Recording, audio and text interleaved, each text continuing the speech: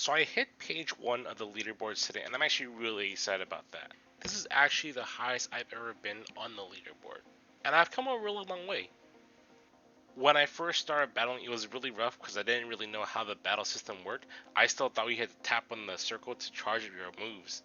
When I found out how everything changed, it was a bit of a learning curve, so I wanted to create this video to explain a couple different basic things you can do to become a better trainer. Here are 5 really basic things you can do to get better. Step 1. Catch everything and keep at least 2 of every Pokemon, specifically 1 regular and 1 shadow.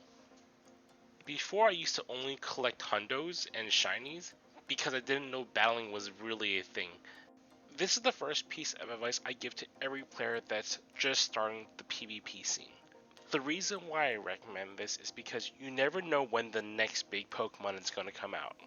Most Pokemon are only 1 good move away from being really good. I think the best example of this from this season was Cofferdigus. It got Shadow Claw and it went from rank 665 to I think like rank 15.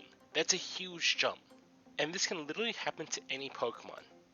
Last season, it was Nidoqueen getting Poison Jab, getting Poison Fang buffed. These are huge things that change the meta completely.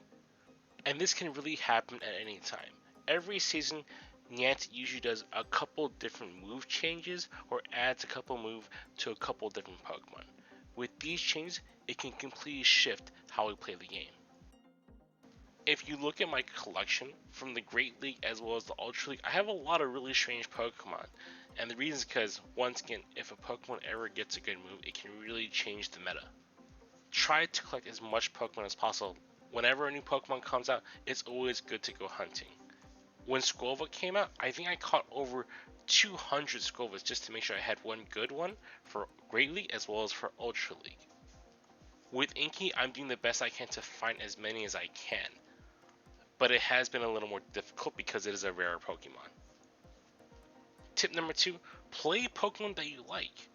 There are sometimes I won't even play Pokemon because I just really don't like playing them.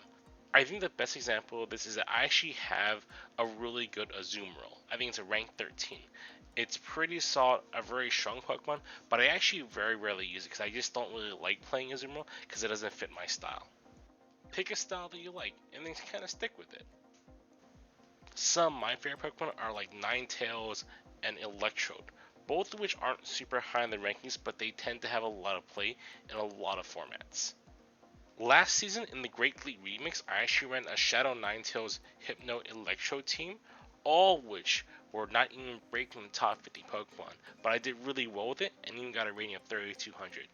The reason why I recommend playing Pokemon that you like is because you'll literally just enjoy playing them more.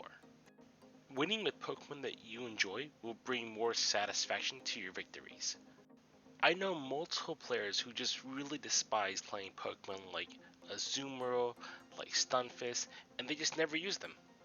They usually have one ready, but they rarely put them into the field for playing. Tip number 3, pace yourselves. You don't need to do all your sets in one sitting.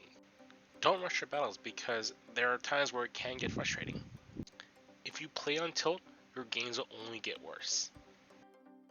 If you hit a losing streak or you're getting frustrated, it's okay to stop. It is very common for teams to become really popular out of nowhere due to a video coming online. Taking a break allows you to either hopefully skip that team that just happens to counter your team, or B, it allows you to take the time to reassess your team to adjust to the changing meta. Take the time to analyze the meta between your sets, between your matches. That way you know what you want to build and you know what you're kind of going against.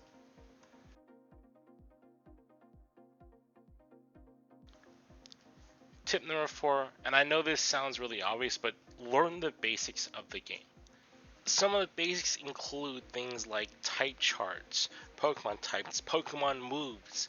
Earlier this week I had a player use Shadow Ball against my Greedent, which just isn't really going to do any damage. They probably had Dark Pulse or Psychic ready, but they chose to go with Shadow Ball because it's technically a more damaging move unless it goes against a normal type.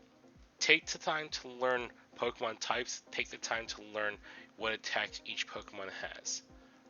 There are a couple great resources for this. I recommend is having a Pokemon type chart available to you if you're getting ready to battle and you don't know your types off the top. To learn Pokemon attacks, I actually have PE Poke up pretty often just because I want to make sure I know any attack that might come my way. The last thing you really want to happen is to get surprised by like a Shadow Ball from a Lucario. And don't feel bad about it. I remember the first time I went against Lucario, I brought out a Gengar, and I was just going to try to farm it down. I had known that Lucario actually had a Shadow Ball attack, and when it hit me like a truck. If I knew Lucario's attacks, I would have been ready for it. I can't stress how important it is to learn the attacks you might be going against inside the meta. Last but not least, tip number 5, and this one's once again one of those really obvious ones: practice as much as you can. Battle as often as you can. Players like myself, because I'm in the higher elo, I don't get to battle my entire 5 sets throughout the day because it takes too long. If you're getting battles quickly, don't worry about losing. If you lose, it's not a big deal. Think about why you lost. Think about what you could have done differently in that battle. After you've done your sets, go find other players to battle against. I actually had jumped onto Reddit, found other players to just practice with. That way I can get more battles in. I joined Silph Arena tournaments just to get more used to my Pokemon so I can really learn how to battle.